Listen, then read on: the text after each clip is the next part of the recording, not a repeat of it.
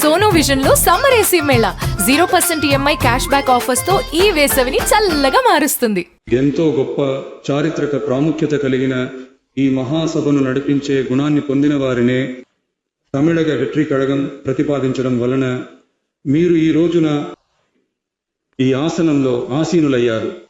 గౌరవనీయ సభాపతి గారు,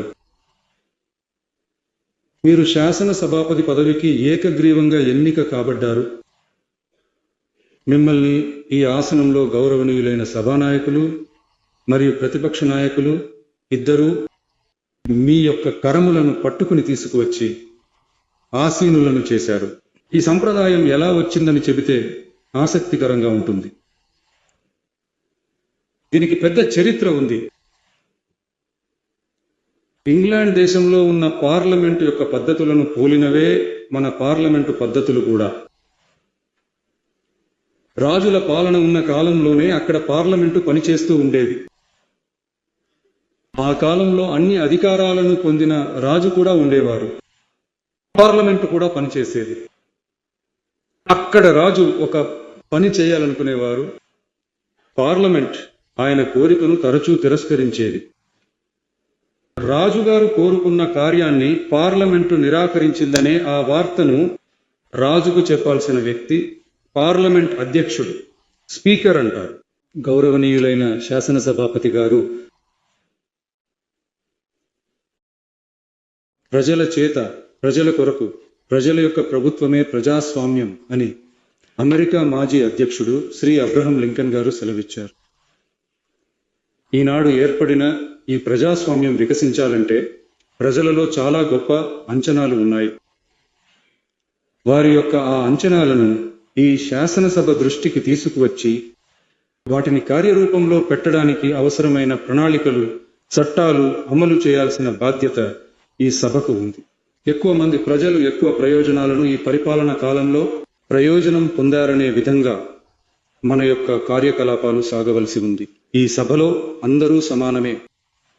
4 సభ్యులను కలిగిన పార్టీలు ఇక్కడ స్థానం పొంది ఉన్నప్పటికీ వారి అభిప్రాయాలకు కూడా అధిక సంఖ్యలో ఉన్న తమిళగ వెట్రి కళగం సభ్యులు తెలిపే అభిప్రాయాలకు సమానంగా విలువ ఇచ్చి మంచి విషయాలను స్వీకరించి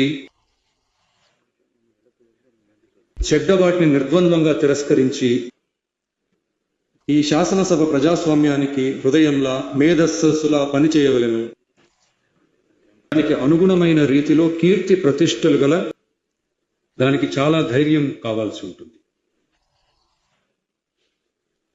కొన్ని పనులు చేయడానికి మాత్రమే పార్లమెంట్ అనుమతి కావాలి తప్ప ఆ రాజ్యంలో ఉన్న ఏ పౌరుడికైనా మరణశిక్ష విధించే అధికారం రాజుకు ఉంటుంది. తాను ఆశించిన దానిని పార్లమెంటు తిరస్కరించిందని తెలియజేసే స్పీకర్కు మరణశిక్ష విధించమని ఆదేశిస్తాడు. తల నరికివేయండి అని ఆదేశిస్తారు.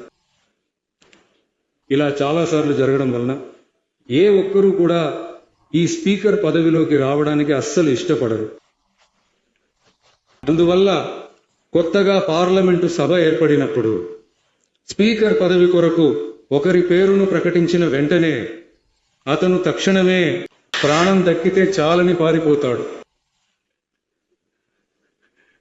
సభానాయకుడు మరియు ప్రతిపక్ష నాయకుడు అతన్ని అడ్డగించి అతని చేతులు పట్టుకుని బలవంతంగా లాక్కొచ్చి ఆసనంలో కూర్చోబెడతారు. ఇది ఆ కాలం నుండి వస్తున్న ఒక సంప్రదాయం. ప్రజాస్వామ్యం వచ్చిన తర్వాత కూడా ఈ సంప్రదాయం కొనసాగుతూనే ఉంది.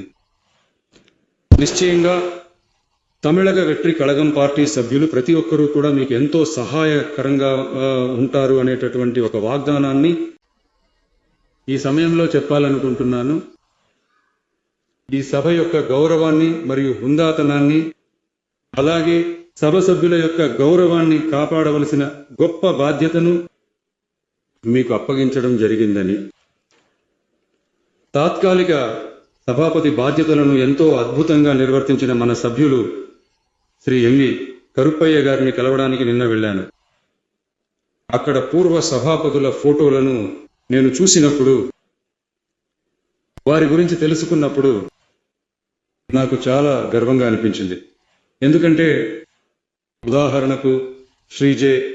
శివ షణ్ముగం పిళ్ళై గారు, డాక్టర్ యు కృష్ణారావు మరియు శ్రీ ఎస్. చెల్లపాండియన్ గారి కోవలో అత్యంత సరైన వ్యక్తిని మనం ప్రతిపాదించామని నేను గర్వపడుతున్నాను. అలాగే మన డిప్యూటీ స్పీకర్ గారు కూడా మీరిద్దరూ చాలా సాధారణ కుటుంబం నుండి వచ్చి ప్రజలకు సేవ చేయాలనే కోరికతో పనిచేస్తూ వచ్చారు. గుణం నాడి కుట్రముం నాడి అవట్రుల్ మిగై నాడి మిక్క కొళలనే వள்ளுவர் వాక్కు ప్రకారం శాసనసభ కార్యకలాపాలు సజావుగా, సక్రమంగా, ప్రశాంతంగా జరిగే విధంగా శాసనసభ ప్రజాస్వామ్య విలువలు మరియు నియమాలు కాపాడబడే విధంగా ఈ సభకు స్పీకర్ గారు మరియు డిప్యూటీ స్పీకర్ గారు కూడా ఈ సభకు కీర్తి ప్రతిష్టలు తెస్తారని నాకు నమ్మకం ఉంది. రాజకీయాలకు అతీతంగా మానవులను గౌరవించే మంచి సంప్రదాయాలు నెలకొల్పబడాలి. తమిళ సంస్కృతిని కాపాడాలి. సభ యొక్క సంప్రదాయం, గౌరవం మరియు ప్రతిష్ట కాపాడబడాలనే సదుద్దేశం ఆధారంగా ఆ పదవిని చేపట్టిన మీరిద్దరూ వీటిని కాపాడుతారనే నమ్మకాన్ని పునరుద్ఘాటిస్తూ నా ప్రసంగాన్ని ముగిస్తున్నాను. ధన్యవాదాలు. నమస్కారం.